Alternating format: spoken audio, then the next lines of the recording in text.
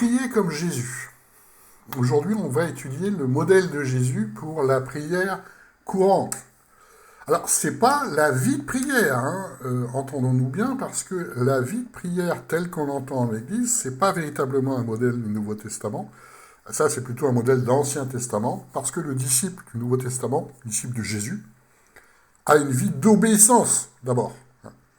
Et on va distinguer aussi la prière d'autorité de Jésus sur la maladie, les démons ou les éléments, car Jésus, en fait, fait plus des déclarations qu'une prière. Et s'il a cette autorité, c'est parce qu'il dépend de l'obéissance à Dieu. Et si nous avons une autorité, c'est que nous dépendons, pareil, de l'obéissance à Dieu par Jésus.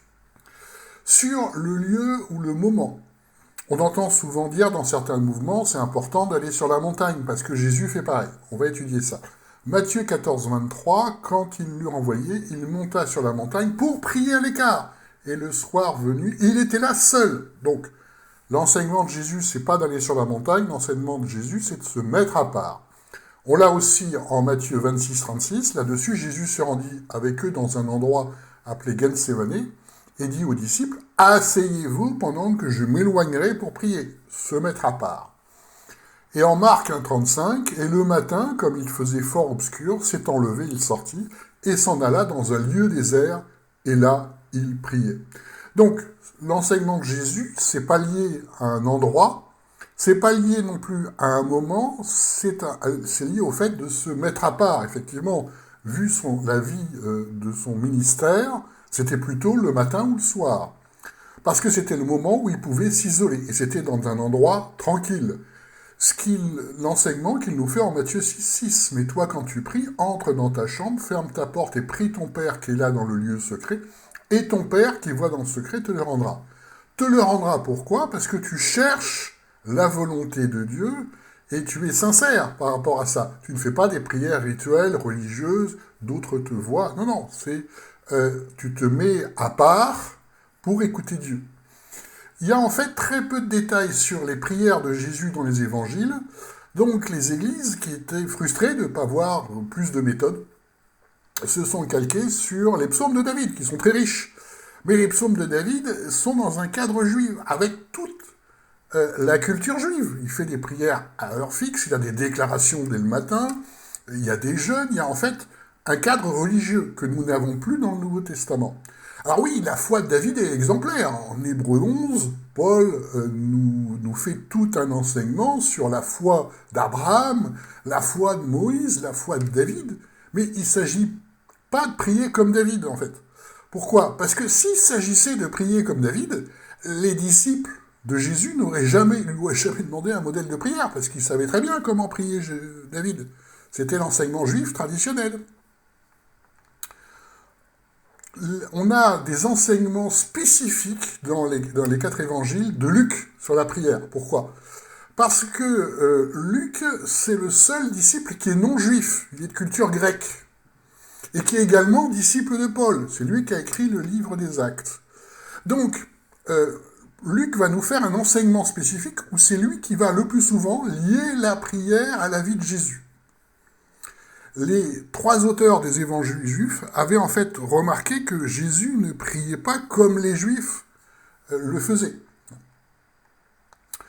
En Luc 3, versets 21 à 22, il est dit « Or il arriva que comme tout le peuple se faisait baptiser, Jésus aussi ayant été baptisé, et pendant qu'il priait, voilà ce qu'ajoute Luc par rapport aux autres évangiles, le ciel s'ouvrit et l'Esprit Saint descendit sur lui. » En Matthieu 3,16, nous avons, après avoir été baptisé, Jésus remonta aussitôt de l'eau, et voici les cieux furent ouverts, et il vit l'Esprit de Dieu descendant comme une colombe.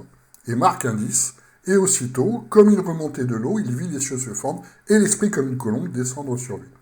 Donc, pour les disciples juifs, l'onction de l'Esprit n'est pas liée à la prière. Mais à qui est Jésus ? C'est le même modèle que l'huile d'onction de David par rapport à Samuel, parce que David est homme selon le cœur de Dieu, il n'a pas prié avant. C'est ça le modèle. Mais pourtant, Luc a introduit la prière à ce moment-là, et dans un but très précis. Jésus, en fait, n'a pas reçu l'Esprit parce qu'il priait, mais parce qu'il fait la volonté du Père. Alors, entendons bien, là, il s'agit d'esprit, d'onction d'esprit pour le ministère. c'est lié au cœur, c'est pas lié à la prière. Il y a effectivement un autre enseignement en Luc où on peut demander l'Esprit Saint, mais là c'est l'Esprit de vérité. C'est autre chose. En Luc 11,13, il est dit, si donc vous qui êtes mauvais savez donner de bonnes choses à vos enfants, combien plus le Père qui est du ciel donnera-t-il l'Esprit Saint à ceux qui lui demandent. Donc dans le Nouveau Testament, on a cette grâce de pouvoir demander directement l'Esprit de vérité. Prier tel que nous l'enseigne Jésus, tel que nous l'enseigne Luc pour nous montrer comment Jésus fait, c'est en fait écouter Dieu pour lui obéir. Exemple en Luc 6, versets 12 à 13. « Or il arriva en ces jours-là qu'il s'en alla sur la montagne pour prier, et il passa toute la nuit à prier Dieu, ce que rajoute Luc par rapport aux autres évangiles. Et quand le jour fut venu, il appela à lui ses disciples, il en choisit 12 d'entre eux qu'il nomma aussi apôtres. » Et on a un autre passage, Luc 9, versets 28 à 29. « Or il arriva, environ 8 jours après ces discours, que prenant avec lui Pierre et Jean et Jacques, il monta sur la montagne pour prier. Et il arriva, pendant qu'il priait, ce que rajoute Luc, que l'aspect de son visage fut autre et que son vêtement blanc resplendisse. » Donc, il lie les événements à la prière, c'est-à-dire dans le sens de l'écoute de Dieu. Dans le sens de l'obéissance, en fait. C'est une forme d'obéissance. Alors évidemment, il y a toujours des prédicateurs qui vont dire c'est parce qu'il a prié qu'il a eu cette manifestation. Non, toujours pareil, c'est parce qu'il est obéissant. C'est en fonction de son cœur à la base. La prière n'est qu'une forme d'écoute de Dieu. Ainsi, le modèle de prière de Jésus, tel que raconté par Luc, c'est en fait plus proche de l'original. Pourquoi ? Parce qu'en Luc 11, 1, verset 4, « Et il arriva, comme il était en prière », là aussi ce que je rajoute, Luc, « en un certain lieu, que lorsqu'il eut cessé, l'un de ses disciples lui dit, « Seigneur, enseigne-nous à prier, comme Jean a aussi enseigné à ses disciples. » Or il leur dit, « Quand vous priez, dites, Père. » Et déjà, c'est Père et non pas notre Père. Pourquoi ? Parce que c'est comme ça que Jésus parle. On verra qu'on retrouve souvent cette expression dans sa bouche. « Que ton nom soit sanctifié, que ton règne vienne. » Et là, on voit que Matthieu a rajouté « Que ta volonté soit faite sur la terre comme au ciel. » Alors que Luc dit simplement « Que ton règne vienne. » Pourquoi ? Parce que Jésus sait parfaitement que ton règne vienne, ça veut dire lui qui retourne sur la terre pour la juger. Donc, c'est plus précis, en fait, en Luc, puisque c'est véritablement plus proche de ce que enseigne Jésus. Matthieu a dit que ta volonté soit faite sur la terre comme au ciel pour faire une pédagogie autour de ça. Et Luc continue, « Donne-nous chaque jour notre pain quotidien », à l'identique de Matthieu. « Et remets-nous nos péchés, car nous-mêmes, nous nous remettons à quiconque nous doit », à l'identique de Matthieu. « Et ne nous enduis pas en tentation », sauf que Luc s'arrête là. Et Matthieu rajoute, « Mais délivre-nous du mal », pareil, pour en faire un enseignement. Or, ne nous induis pas en tentation, c'est un mécanisme spirituel très important du Nouveau Testament. Pourquoi ? Parce que, en fait, plus nous dirigeons vers le salut, plus nous sommes protégés par les anges. On va le voir un petit peu plus loin. Et c'est-à-dire qu'on rappelle à Dieu cette protection spirituelle. Protège-nous. C'est-à-dire que les anges bloquent les différentes attaques et tentations. Après, il est tout à fait vrai qu'on peut ouvrir des portes par nos pensées, ce qui là ne dépend pas de Dieu, mais de nous. On va continuer.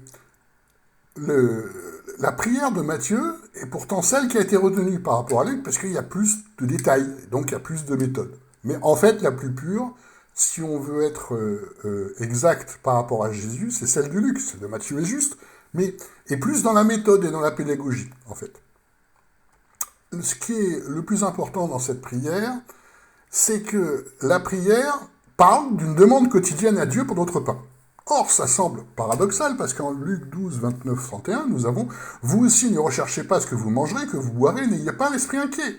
Car toutes ces choses, les païens du monde les recherchent, mais votre Père sait que vous en avez besoin.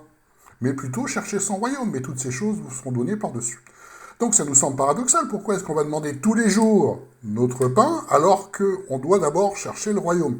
Parce que dans le modèle de prière de Jésus, ça revient à écouter Dieu tous les jours, à dépendre de Dieu tous les jours. Donc en fait, c'est une prière d'écoute de Dieu quotidienne pour faire sa volonté. Ça nous oblige à dire tous les jours, c'est Dieu qui dirige, y compris pour notre pas, ce qui est vrai. Donc vous voyez que ce modèle de prière de Jésus est exactement comme quand on recharge le mobile tous les jours. On cherche la volonté de Dieu, la direction de Dieu tous les jours, comme le fait Jésus. Donc c'est une écoute de Dieu quotidienne pour faire sa volonté. La vie de prière, techniquement parlant, c'est pas un modèle véritablement du Nouveau Testament, parce qu'on doit porter du fruit, on a un ministère. C'est ça ce que nous demande Jésus. Et c'est la prière qui dirige le ministère. Alors on a un autre type de prière, l'intercession, en Luc 22, 31-32. « Mais le Seigneur dit, Simon, Simon, voici Satan vous a demandé pour vous cribler comme le blé, mais moi j'ai prié pour toi, ce que rajoute Luc, afin que ta foi ne défaille point, et quand tu seras une fois converti, avertis tes frères. » Sauf que là, c'est toujours de l'écoute de Dieu, parce que Jésus sait parfaitement le mystère de Simon, il a écouté Dieu pour le savoir, il connaît son cœur, et donc c'est un renforcement par rapport à la volonté de Dieu. C'est-à-dire véritablement que c'est pas une prière qui est lancée comme ça, c'est une prière en rapport, toujours pareil, avec l'écoute de Dieu. En Luc 23, 34, nous avons là aussi quelque chose de spécifique. Jésus disait « Père, pardonne-leur, car ils ne savent pas ce qu'ils font. » Or, faisant le partage de ses vêtements, ils les tirèrent au sort. Et en fait, c'est une application de l'enseignement qu'on a en Luc 6, 28, et qu'on retrouve là dans les autres évangiles. « Bénissez ceux qui vous maudissent, priez pour ceux qui vous maltraitent. » Alors, c'est une aussi... on va retrouver sur l'autre application de l'enseignement, sur le modèle de prière. En Luc 39, 41, 43, « Et étant sorti, il s'en alla selon sa coutume à la montagne des Oliviers, et les disciples aussi le suivirent. Mais quand il fut arrivé à cet endroit, il leur dit « Priez pour ne pas entrer en tentation. » Et vous voyez, c'est le même modèle que la prière précédente en Luc. Et lui-même s'éloigna d'eux, et s'étant mis à genoux, il priait en disant « Père !» Et là on retrouve « Père, si tu voulais éloigner de moi cette coupe, toutefois que ce ne soit pas ma volonté, mais la tienne qui se fasse, très important. » Et un ange venu du ciel lui apparut pour le fortifier. Vous voyez l'ange qui arrive. Quand c'est l'application de cet enseignement, quand on s'adresse à Dieu par rapport à notre tentation, en fait, on dit à Dieu, j'ai besoin des anges là maintenant. Dieu sait, et les anges voient, mais nous renforçons ça. Et quand Jésus dit que ce ne soit pas ma volonté, mais la tienne qui se fasse, il montre à Dieu qu'il est faible, et un ange venu du ciel lui apparut pour le fortifier. Voilà le modèle. En 1 Jean 5, versets 14 à 15, c'est un enseignement qui est connu, nous avons auprès de lui cette assurance, si nous demandons quelque chose conformément à sa volonté. Voilà le modèle que nous montre Jésus. Il les écoute. Et si nous avons qu'il nous écoute, quelle que soit notre demande, nous savons que nous possédons ce que lui avons demandé. Ça veut dire que l'enseignement « demandez tout ce que vous voulez » veut bien dire en rapport avec la volonté de Dieu et le plan de Dieu, puisque même Jésus ne demande que ce soit d'abord la volonté de Dieu.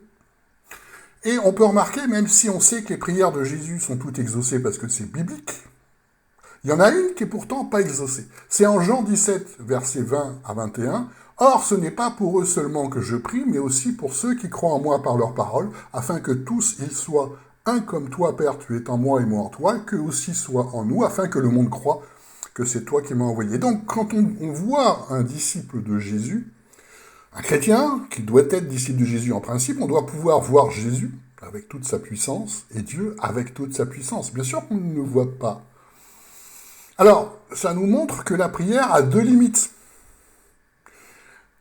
La prière de Jésus n'est pas exaucée parce que les hommes ne veulent pas mourir à eux-mêmes, ne veulent pas être à l'imitation de Jésus, ne connaissent pas tous les enseignements de Jésus et encore moins les enseignements de Paul.